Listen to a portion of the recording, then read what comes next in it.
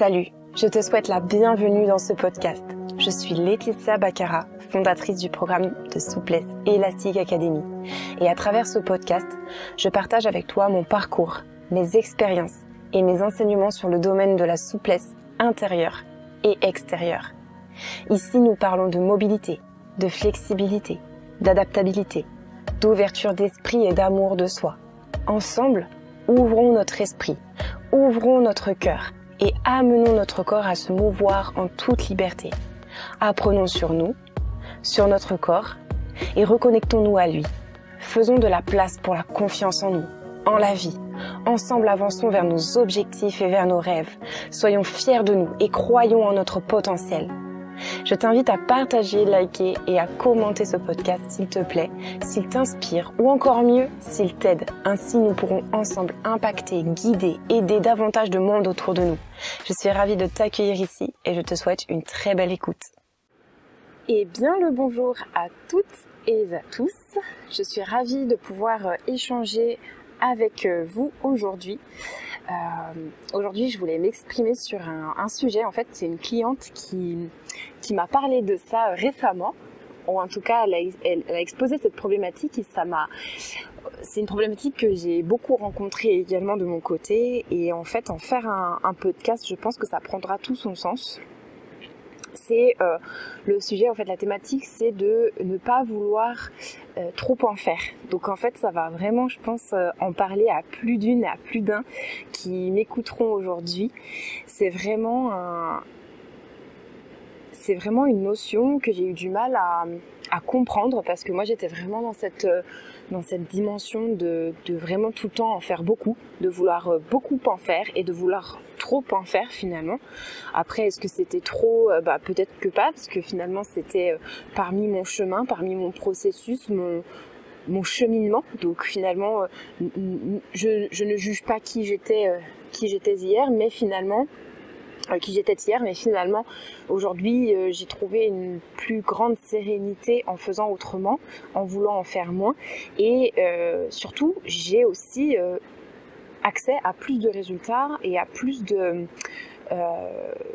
sérénité, de résultats et de bien-être, en fait, d'épanouissement, de productivité et de créativité aussi.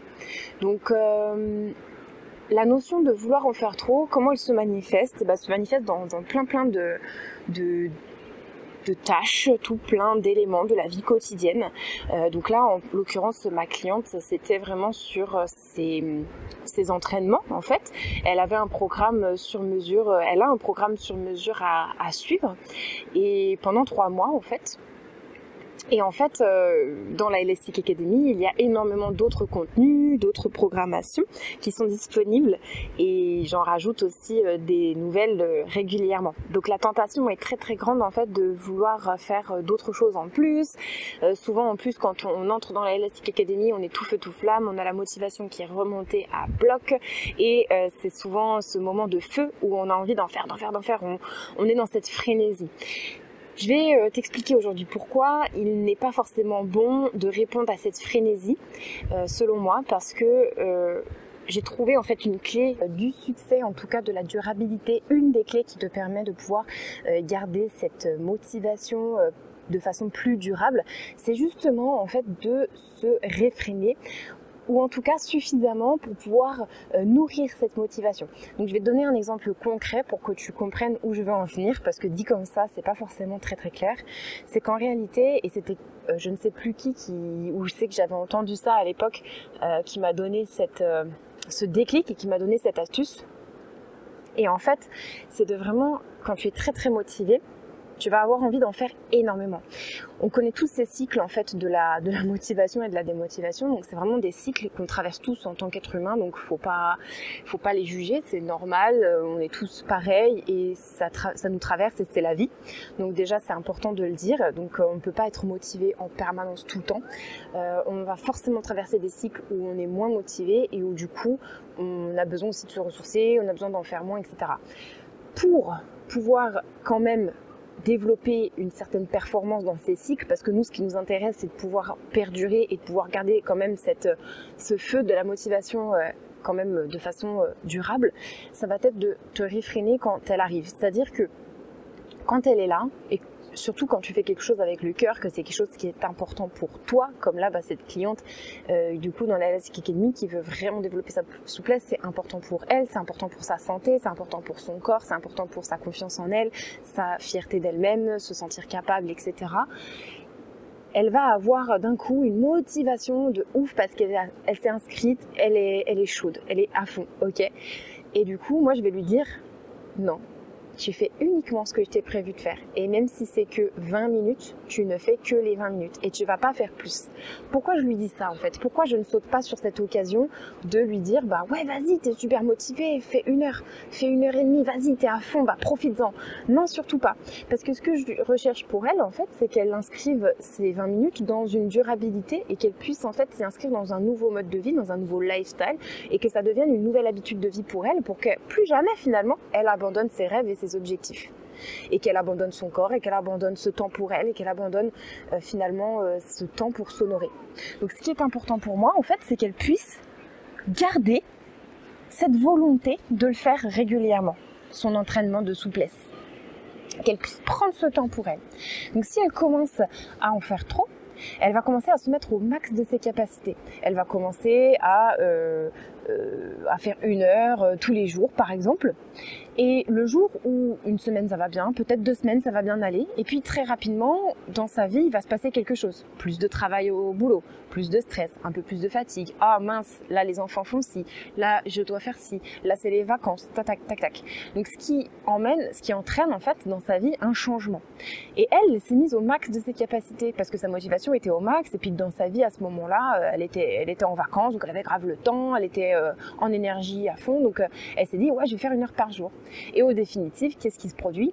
Démotivation, parce que finalement, elle n'arrive plus à tenir son engagement qu'elle s'était mise au départ de dire je fais 1 heure par jour. Donc elle se dévalorise, elle se démotive, elle est frustrée et finalement elle abandonnera parce que elle s'est donné, elle a donné en fait l'impression à son corps, à son cerveau que 1 heure par jour c'était bien, qu'elle avait bien commencé, que c'était top et tout, et finalement elle ne le fait plus. Donc pour elle, en fait, ça devient un échec.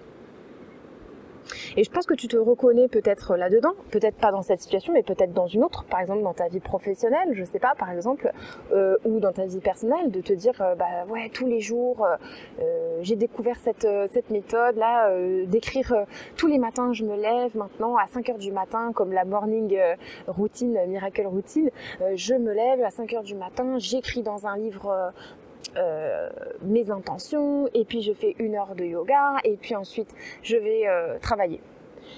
Au début ça va bien, tu fais tout ça, tu fais toutes les tâches qui t'ont été recommandées dans ce bouquin, et puis très très vite en fait tu abandonnes parce que tu te rends compte que c'est trop contraignant. Déjà tu as entamé 3 changements. Écrire, tu le faisais pas avant, te lever à 5 heures du matin, tu le faisais pas avant, et faire du yoga 1 heure par jour tous les jours, tu le faisais pas avant. S'il y a trop de changements d'un coup, et qui implique un changement quand même assez gros, parce que faire 1 heure de sport par jour ou se lever à 5 heures du matin alors que tu te levais peut-être à 6 ou 7 heures, c'est un gros changement pour toi, pour ton corps et pour toi-même. Donc ça ne marchera pas sur le temps, sur la durée en tout cas. Ou ça marchera pour peut-être quelques personnes, mais pas pour la majorité. Donc c'est bien de tester, encore une fois, moi je suis partisane de l'expérimentation. Donc si tu testes des choses, c'est très très bien, et c'est comme ça que tu vas te rendre compte de tes limites, c'est comme ça que tu vas te rendre compte que telle chose fonctionne pour toi et d'autres pas.